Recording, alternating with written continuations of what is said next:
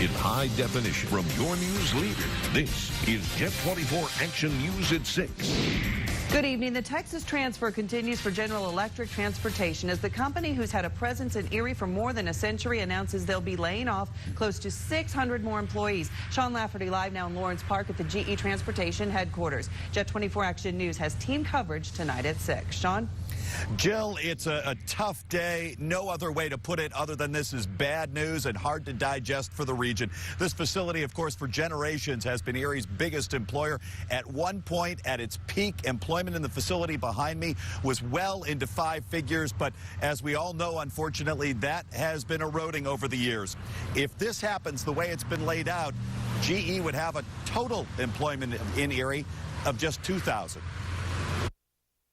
More bad news from the company whose motto used to be, "We bring good things to life." GE plans to stop making locomotives and locomotive kits in Lawrence Park, moving that work to Fort Worth, Texas, slashing 575 hourly jobs here. GE is very committed to the Erie community. Even should this action occur, GE Erie will be our largest manufacturing facility in GE Transportation. The next move could be talks with the union, but if the plan stays as is, the changes and cuts would start in the second quarter of next year. GE cites a downturn in North American business and increasing international competition. We are in the middle of the toughest market we have ever seen, and we have had to make some very tough decisions with regards to where we place the very limited production that we have. Simpson says the layout of the local plant and wage rates are also part of the decision.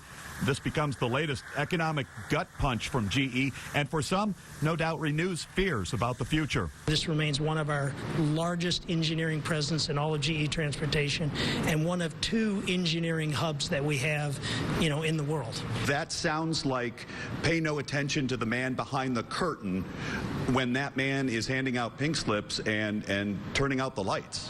Even if this action occurs, GE as a company will have between 5,500 and 6,000 employees in the state of Pennsylvania and 2,000 employees in Erie, Pennsylvania. Well, the local unions representing the 575 people who could be losing their jobs now have a decision to make. They have to let the company know whether they want to go into what's called decision bargaining, and they have 10 business days to decide whether or not they're going to do that. Jacqueline Seymour joins us live now just down the road at the UE 506 headquarters. She spoke to the union's president today. Jacqueline?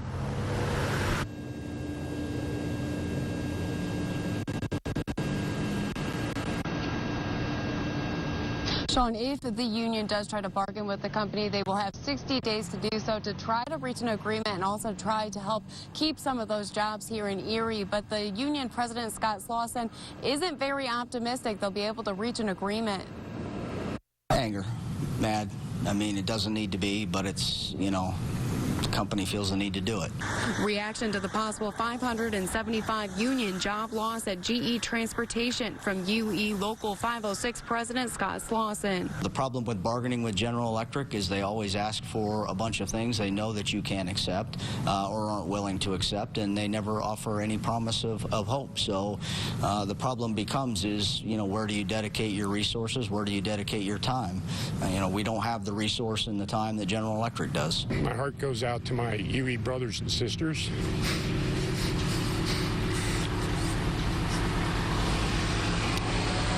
I'm sorry. I wish there was something we could do for you. Jim Harvey worked at the Lawrence Park plant for 40 years before retiring. He says this news is disgusting.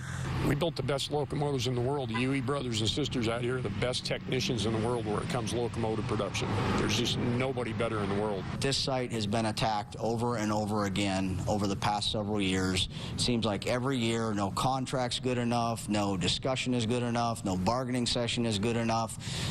They've made it very clear that, it's a wage issue. Efficiencies don't mean anything. Quality doesn't mean anything. Loyalty doesn't mean anything.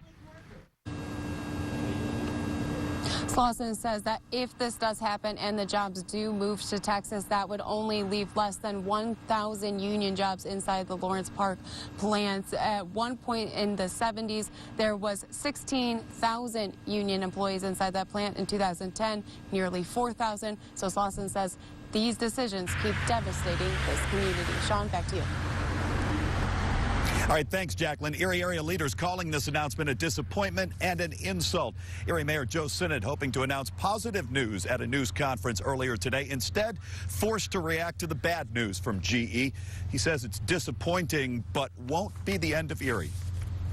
I think that we're a stronger community than that, but it certainly would be a challenge. Those are good family-sustaining jobs.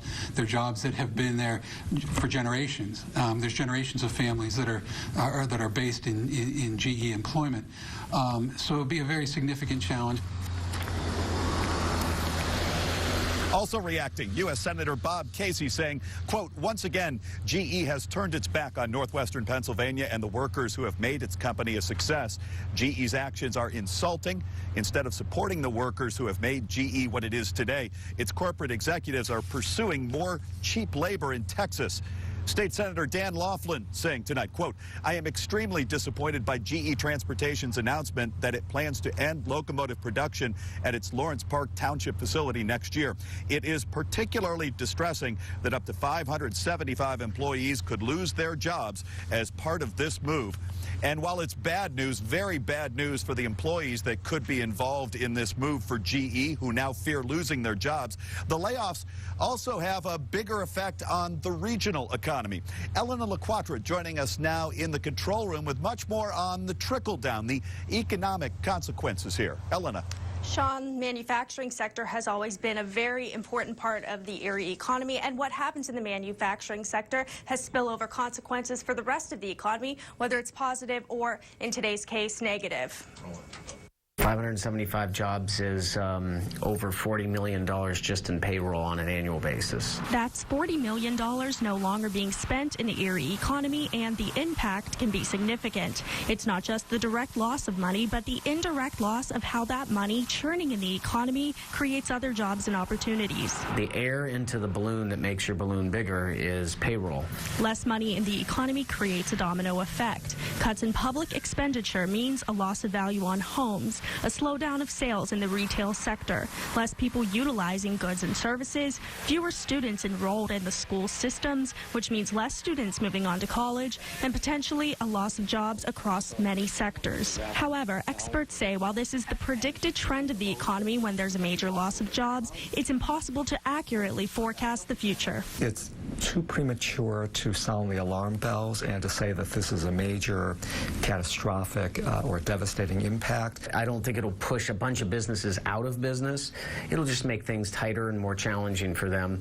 And every time we lose jobs and that spending power in the community, that's what happens. Rao mentions early 2016 when GE cut nearly 1,500 jobs. He explains these cuts as an add-on to that.